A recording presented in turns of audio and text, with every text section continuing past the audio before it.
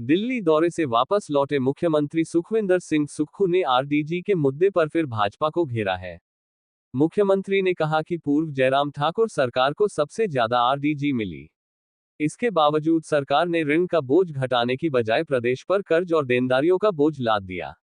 मुख्यमंत्री ने कहा कि आरडीजी को न तो स्वीकार किया गया है और न ही खारिज, बल्कि वित्त आयोग ने अपनी रिपोर्ट में इसे नोटेड लिखा है।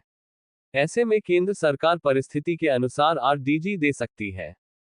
मुख्यमंत्री सुखविंदर सिंह सुक्खू ने कहा कि आरडीजी के मुद्दे पर उन्होंने मल्लिकार्जुन खड़गे और राहुल गांधी से विस्तृत चर्चा की है।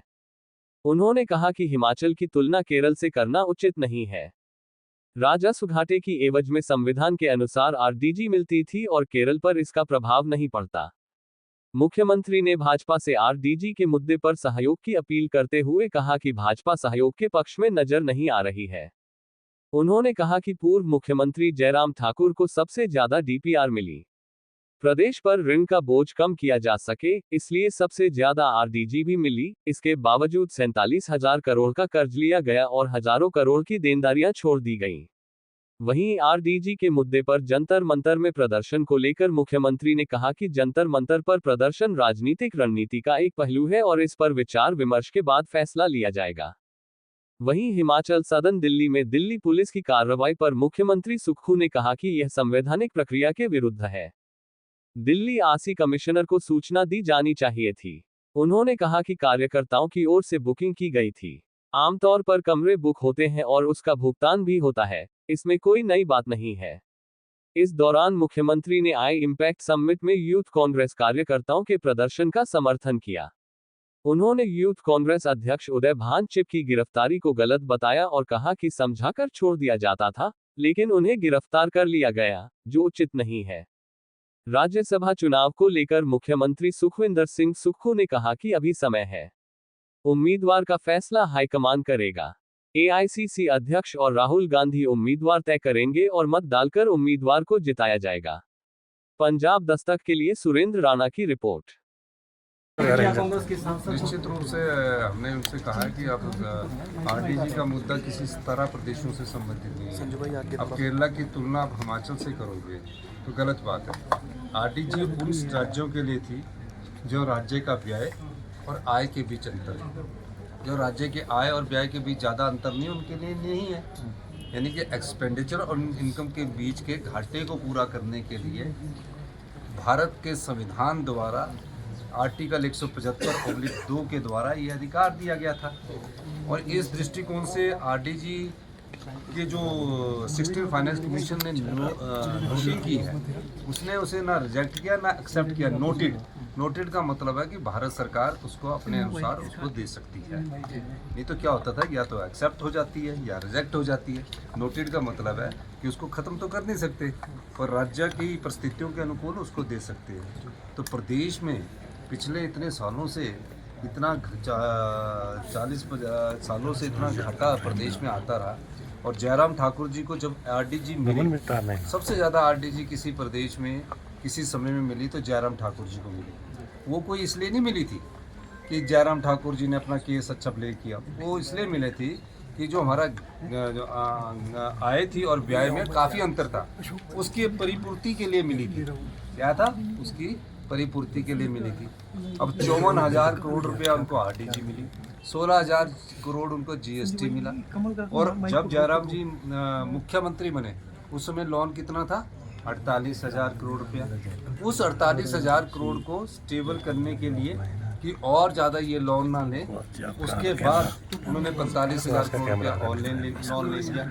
और 48,000 करोड़ में से अगर वो आरडीजी और जीएसटी कंपनसेशन सेस जो राज्यों को मिला था, उसका अगर वो 20,000 करोड़ भी दे देते तो आज उनका लोन 28,000 करोड़ होता और सरकार जो राज्य है वो डेट ट्रैप में नहीं फंसते। ये तो मैंने पहले दिन से कहा है। हमने तो इस प्रदेश को आत्मनिर्भरता की ओर आगे बढ़ाया, आर्थिक कंगाली से आगे ले जाकर सभी लोगों को उनके जो भी अधिकार बनते थे उस चीज़ को दिया। अब आपने कल कल्पना कीजिए, जिनको 70,000 करोड़ मिल रहा है और जिनको 17,000 करोड़ रुपया मिल रहा है, आंकलन कीजिए ना, आंकलन कीजिए। वो प्रदेश की सरकार को बेहतर चला रहा है। 70 साल से ऊपर सभी कर्मचारियों का हमने एरियर दे दिया। भारतीय जनता पार्टी की सरकारी कर्मचारियों का एरियर 10,000 करोड़ का हम पर छोड़ कर चले गए। 76,680 करोड़ रुपए का लोन हम पर छोड़ के चले गए। तो जयराम ठाकुर जी ने इस प्रदेश की संपदा को लुटाया और जो आरडीजी मिली उसका भी दुरुपयोग किया। अगर उसका दुरुपयोग लोन को वापस करने में मिलता तो प्रदेश के हालात में अस्थिति पैदा नहीं होती। जब हिमाचल सदन में रेड हुई, बड़ा दुर्भाग्यपूर्ण है और बिना वारंट के मैं वहाँ ठहरा हुआ था और हमारे यूथ कांग्रेस के लड़के वहाँ आते हैं और उसका आज मैं देख रहा था कि भारतीय जनता पार्टी के प्रदेश अध्यक्ष ये कह रहे थे कि सीएम के ऑफिस से बुकिंग होती है। हमारे यूथ कांग्रेस के वर्कर है, सीएम के ऑफिस से बुकिंग नहीं होगी तो कहाँ से होगी? वो कोई किसी पद पर थोड़ी है। तो मैं उनकी बुकिंग करता हूँ और उन्हीं की बुकिंग नहीं करता, आम जनता की बुकिंग करता हूँ। पत्रकार महोदय कोई बोलते हैं उनकी भी बुकिंग करता हूँ और कोई आदमी मेरे को फ़ोन भी कर दे तो मैं उनकी भी बोल देता हूँ कि भैया इनको कमरा दे देना। कमरे का वो किराया देते और हिमाचल के लोगों के लिए हिमाचल भवन है। अगर वो ठहरे हुए थे, अगर किसी ने इस प्रकार की रेड करनी थी तो उसकी पहले जानकारी आरसी को दी जानी चाहिए थी। आरसी को भी जानकारी नहीं दी गई, मुझे भी जानकारी नहीं दी गई। मुझे तो हमारे विधायक सुरेश कुमार जी वहाँ ठहरे तो उनसे पता लगा।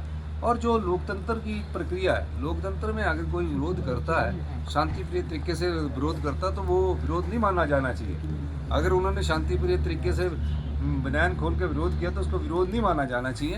यूथ कांग्रेस ऐसे प्रदर्शन हमेशा करती रही। हम जब यूथ कांग्रेस में थे तब भी प्रदर्शन करते रहे। आरडीजी के मामले में राष्ट्रीय अध्यक्ष खड़गे जी को